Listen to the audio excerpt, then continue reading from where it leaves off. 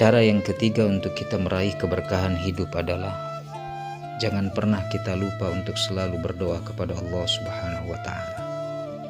Ringan, tetapi banyak di antara kita yang meninggalkan doa. Tidak jarang di antara kita yang meremehkan kekuatan doa, padahal doa itu bisa merubah yang jauh menjadi dekat, bisa merubah yang sulit menjadi mudah, yang mustahil menjadi mungkin, yang mungkin menjadi pasti. Perhatikan sabda Rasulullah SAW yang sangat inspiratif ini, bahwa Rasulullah SAW satu hari pernah makan bersama 6 kelompok sahabat-sahabatnya. Tiba-tiba datang seorang Arab gunung, fa'akalahu biluqmataini. Lalu Arab gunung ini kemudian makan dengan 2 suapan saja langsung habis. Apa kata Rasulullah SAW? Amma annahu law kana dzakara ismallahi alaihi lakafakum. Kata Rasulullah, sekiranya Arab gunung tadi sebelum makan mengucapkan basmalah, berdoa dulu kepada Allah Subhanahu wa Ta'ala, lakafakum, niscaya makanan ini cukup untuk kalian semua. Doa membawa keberkahan. Bahkan dalam hal yang sepele, rutinitas kita seperti makan saja, itu bisa menambah keberkahan kita. Bisa jadi makanan di rumah kita sangat berlimpah, harta di rumah kita sangat banyak, tetapi kenapa kita merasa tidak pernah cukup? Mungkin keberkahan dalam harta tersebut, dalam makanan tersebut oleh Allah Subhanahu wa Ta'ala dicabut. Kenapa? Karena kita tidak pernah berdoa kepada Allah Subhanahu wa Ta'ala. Kita tidak pernah mengucapkan syukur kepada Allah Subhanahu wa Ta'ala. Kita tidak pernah berzikir, mengakui bahwa ini adalah semua anugerah Allah Subhanahu wa Ta'ala, sehingga Allah cabut keberkahan itu. Maka kita tidak pernah merasa cukup dengan harta yang berlimpah, dengan makanan yang banyak, dengan segala jenis makanan ada di rumah kita.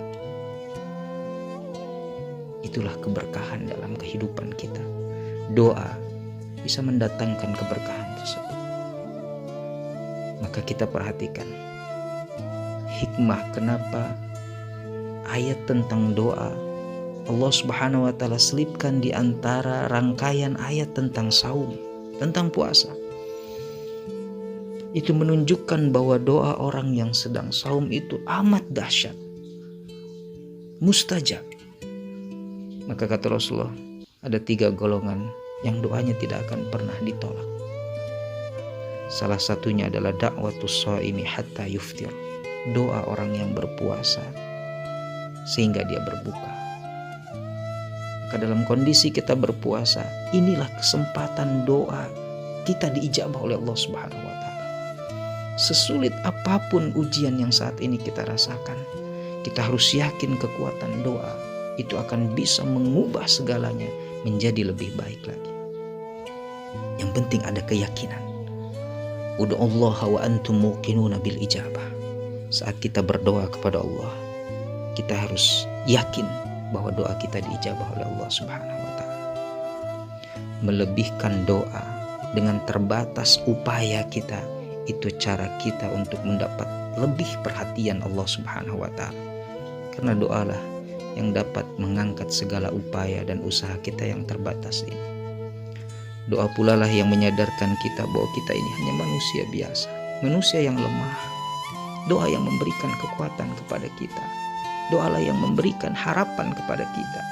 Doalah yang memenangkan Rasulullah SAW dan para sahabatnya di perang Badar, saat beliau berperang di musim panas, saat waktu beliau berpuasa dengan keyakinan kepada Allah Subhanahu wa Ta'ala, Allah turunkan kemenangan. Padahal secara logika Rasulullah SAW tidak banyak jumlahnya dengan tentaranya, dengan prajuritnya, dibandingkan dengan orang-orang kafir saat itu yang jumlahnya 3 kali lipat dibandingkan pasukan umat Islam. Tapi keyakinan dari sebuah doa akan mengubah segalanya. Kita yakin ujian yang saat ini kita alami, kalau kita berdoa kepada Allah Subhanahu wa Ta'ala dengan keyakinan yang maksimal, dalam kondisi kita puasa di bulan suci yang penuh dengan keberkahan, bulan di mana Allah Subhanahu wa taala akan melipat gandakan pahala ibadah kita, termasuk doa kita. Kita yakin ujian ini akan segera berakhir. Jangan pernah remehkan kekuatan doa. Yang sedikit bisa menjadi banyak karena kekuatan doa. Yang kurang bisa menjadi cukup karena kemujizatan doa. Ada banyak doa orang-orang yang pernah kita bantu. Dengan tulus mereka mendoakan kita, maka kemudian datanglah keajaiban Allah Subhanahu wa taala dalam kehidupan kita.